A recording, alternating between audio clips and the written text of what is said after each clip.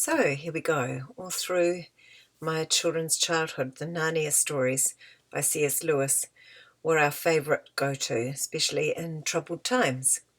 So I thought I would read them chapter by chapter again for them now, even though they're grown up, and for anyone else who would enjoy hearing them.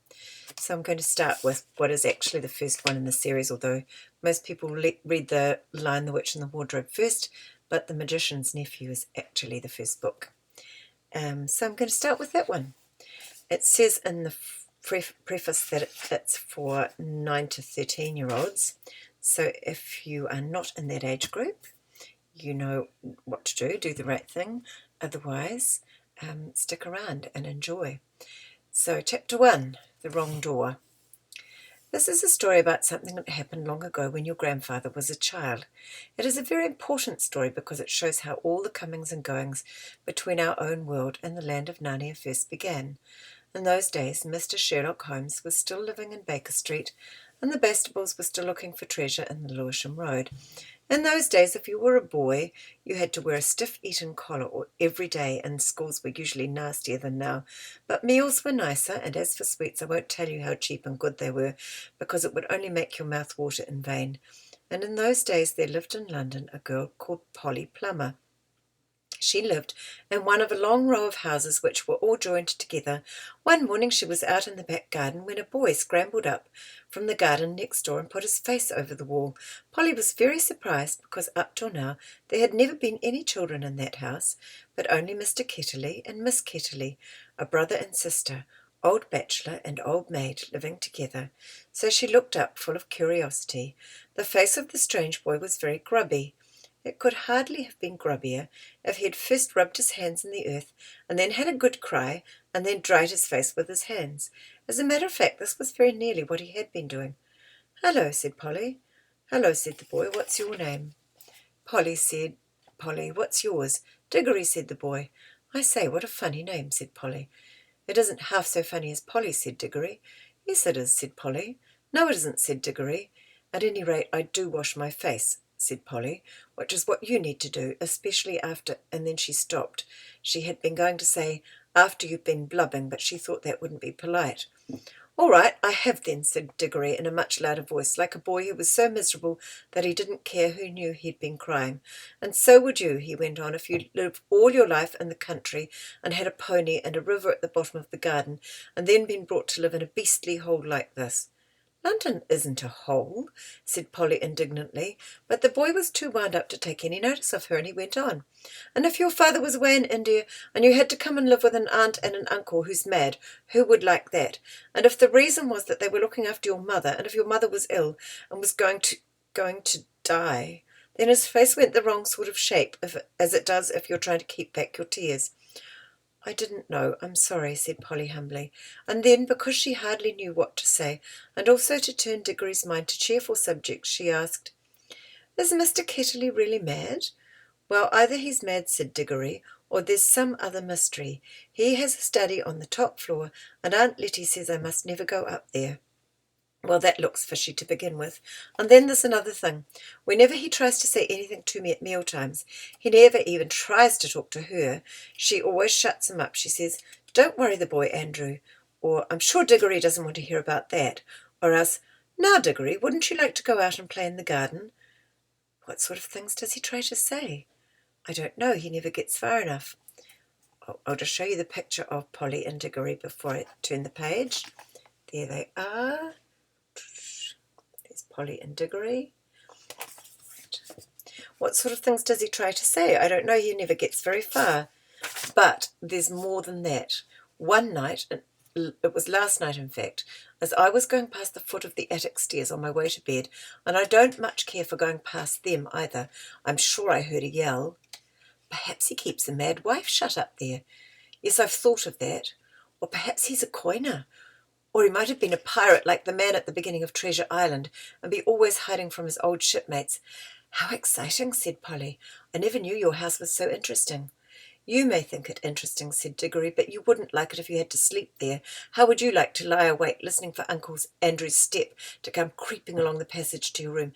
And he has such awful eyes." That was how Polly and Diggory got to know one another, and it was just the beginning of the summer holidays, and neither of them was going away to the sea that year. They met nearly every day. Their adventures began chiefly because it was one of the wettest and coldest summers there have been for years. That drove them to do indoor things. You might say indoor exploration. It is wonderful how much exploring you can do with a stump of candle in a big house or in a row of houses. Polly had discovered long ago that if you opened a certain little door in the box-room attic of her house, you would find the cistern and a dark place behind it which you could get into by a little careful climbing. The dark place was like a long tunnel with brick wall on one side and sloping roof on the other. In the roof there were little chinks of light between the slates. There was no floor in this tunnel. You had to step from rafter to rafter, and between them there was only plaster. If you stepped on this, you would find yourself falling through the ceiling of the room below. Polly had used the bit of tunnel just below the cistern, or just beside the cistern, as a smuggler's cave. She had brought up bits of old packing cases and the seats of broken kitchen chairs and things of that sort, and spread them across from rafter to rafter so as to make a bit of floor. Here she kept a cash box containing various treasures and a story she was writing, and usually a few apples. She had often drunk a quiet bottle of ginger beer in there. The old bottles made it look more like a cave. Oops, a bit difficult getting this sorted. There we are. Diggory quite liked the cave. She wouldn't let him see the story, but he was more interested in exploring. "Look here," he said. "How long does this tunnel go on for? I mean, does it stop where your house ends?" "No," said Polly. "The walls don't go out to the roof. It goes on. I don't know how far." "Then we could get the length of the whole row of houses." "So we could," said Polly. "And oh, I say." "What?" "We could get into the other houses." "Yes, and get taken up for burglars. No thanks." "Don't be so jolly clever. I was thinking of the house beyond yours." "What about it?" "Why, it's the empty one. Daddy says it's always been empty since we came here." "I suppose we ought to have a look at it then," said Diggory. He was a good deal more excited than you'd have thought from the way he spoke, for of course he was thinking, just as you would have been, of all the reasons why the house might have been empty so long. So was Polly. Neither of them said the word haunted. Both felt that once the thing had been suggested, it would be feeble not to do it. "Shall we go and try it now?" said Diggory. "All right," said Polly. "Don't if you'd rather not," said Diggory. "I'm game if you are," she said. "How are we to know when we're in the next house but one?" They decided they would have to go out into the box room and walk across it, taking steps, as long as the steps from one rafter to the next. That would give them an idea of how many rafters went to a room. Then they would allow about 4 more for the passage between the 2 attics in Polly's house, and then the same number for the maid's bedroom as for the box room. That would give them the length of the house. When they had done that distance twice, they would be at the end of Diggory's house. Any door they came to after that would let them into an attic of the empty house. "But I don't expect it's really empty at all," said Diggory. "What do you expect?" "I expect someone lives there in secret, only coming in and out at night with a dark lantern. We shall probably discover a gang of desperate criminals and get a reward. It's all rot to say a house would be empty all those years unless there was some mystery." "Daddy thought it must be the drains," said Polly. "Pooh, grown-ups are always thinking of uninteresting explanations," said Diggory. Now that they were talking by daylight in the attic instead of by candlelight in the smuggler's cave, it seemed much less likely that the empty house would be haunted. When they had measured the attic, they had to get a pencil and do a sum. They both got different answers to it at first, and even when they agreed, I'm not sure they got it right. They were in a hurry to start on the exploration. "We mustn't make a sound," said Polly as they climbed in again behind the cistern. But because it was such an important occasion, they took a candle each. Polly had a good store of these in her cave. It was very dark and dusty and draughty, and they stepped from rafter to rafter without a word except when they whispered to each other. "We're opposite your attic now," or "This must be halfway through our house." And neither of them stumbled, and the candles didn't go out, and at last they came where they could see a little door in the brick wall on their right. Here's the picture of it.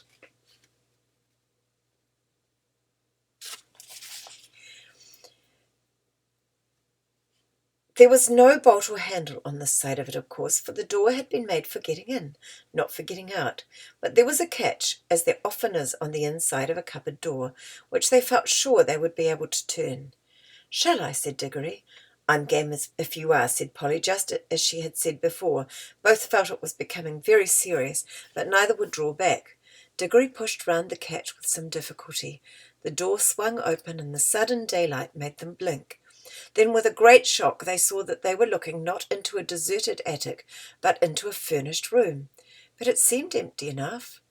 It was dead silent. Polly's curiosity got the better of her.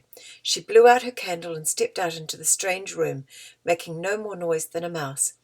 It was shaped, of course, like an attic, but furnished as a sitting room. Every bit of the walls was lined with shelves, and every bit of the shelves was full of books. A fire was burning in the grate. You remember that it was a very cold, wet summer that year, and in front of the fireplace, with its back towards them, was a high-backed armchair. Between the chair and Polly, and filling most of the middle of the room, was a big table piled with all sorts of things, printed books and books of the sort you write in, and ink bottles and pens and sealing wax and a microscope. But what she noticed first was a bright red wooden tray with a number of rings on it. They were in pairs, a yellow one and a green one together, then a little space, and then another yellow one and another green one.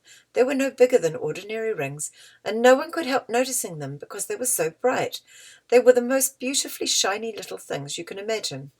If Polly had been a very little younger, she would have wanted to put one in her mouth. The room was so quiet that you noticed the ticking of the clock at once, and yet, as she now found, it was not absolutely quiet either. There was a very, very faint humming sound. If hoovers had been invented in those days, Polly would have thought it was the sound of a hoover being worked a long way off, several rooms away and several floors below. But it was a nicer sound than that, a more musical tone, only so faint that you could hardly hear it. "It's all right, there's no one here," said Polly over her shoulder to Diggory. She was speaking above a whisper now, and Diggory came up, blinking and looking extremely dirty, as indeed Polly was too. "This is no good," he said. "It's not an empty house at all. We'd better bunk before anyone comes." "What do you think those are?" said Polly, pointing at the coloured rings. "Oh, come on," said Diggory. He never finished what he was going to say, for at that moment something happened. The high-backed chair in front of the fire moved suddenly, and there rose up out of it, like a pantomime demon coming up out of a trapdoor, the alarming form of Uncle Andrew. They were not in the empty house at all. They were in Diggory's house and in the forbidden study. Both children said, "Ooh!" and realized their terrible mistake. They felt that they ought to have known all along that they hadn't gone nearly far enough. Uncle Andrew was very tall and very thin. He had a long, clean-shaven face with a sharply pointed nose and extremely bright eyes and a great tousled mop of grey hair. Diggory was quite speechless, for Uncle Andrew looked 1,000 times more alarming than he had ever looked before. Polly was not so frightened yet, but she soon was, for the very first thing Uncle Andrew did was to walk across to the door of the room, shut it, and turn the key in the lock. Then he turned round, fixed the children with his bright eyes, and smiled, showing all his teeth. "There," he said, "now my fool of a sister can't get at you." It was dreadfully unlike anything a grown-up would be expected to do. Polly's heart came into her mouth, and she and Diggory started backing towards the little door they had come in by. Uncle Andrew was too quick for them. He got behind them and shut that door too and stood in front of it. Then he rubbed his hands and made his knuckles crack. He had very long, beautifully white fingers. "I am delighted to see you," he said. "Two children are just what I wanted." "Please, Mr. Ketterley," said Polly, "it's nearly my dinner time, and I've got to go home. Will you let us out, please?" "Not just yet," said Uncle Andrew. "This is too good an opportunity to miss. I wanted two children. You see, I'm in the middle of a great experiment. I've tried it on a guinea pig, and it seemed to work, but then a guinea pig can't tell you anything, and you can't explain to it how to come back." "Look here, Uncle Andrew," said Diggory. "It really is dinner time, and they'll be looking for us in a moment. You must let us out." "Must?" said Uncle Andrew. Diggory and Polly glanced at one another. They dared not say anything, but the glances meant, "Isn't this dreadful?" and "We must humour him." "If you let us go for dinner now," said Polly, "we could come back after dinner." "Ah, but how do I know that you would?" said Uncle Andrew with a cunning smile. Then he seemed to change his mind. "Well, well," he said, "if you really must go, I suppose you must. I can't expect two youngsters like you to find it much fun, talking to an old buffer like me." He sighed and went on, "You've no idea how lonely I sometimes am. But no matter, go to your dinner." But I must give you a present before you go. It's not every day that I see a little girl in my dingy old study, especially, if I may say so, such a very attractive young lady as yourself." Polly began to think he might not really be mad after all. "Wouldn't you like a ring, my dear?" said Uncle Andrew to Polly. "Oh, do you mean one of those yellow or green ones?" said Polly. "How lovely!" "Not a green one," said Uncle Andrew. "I'm afraid I can't give the green ones away, but I'd be delighted to give you any of the yellow ones, with my love. Come and try one on." Polly had now quite got over her fright and felt sure that the old gentleman was not mad, and there was certainly something strangely attractive about those bright rings. She moved over to the tray. "Why, I declare," she said, "that humming noise gets louder here. It's almost as if the rings were making it." "What a funny fancy, my dear," said Uncle Andrew with a laugh. It sounded a very natural laugh, but Diggory had seen an eager, almost a greedy look on his face. "Polly, don't be a fool," he shouted. "Don't touch them." It was too late. Exactly as he spoke, Polly's hand went up to touch one of those rings, and immediately, without a flash or a noise or a warning of any sort, there was no Polly. Diggory and his uncle were alone in the room. And that's the end of the chapter.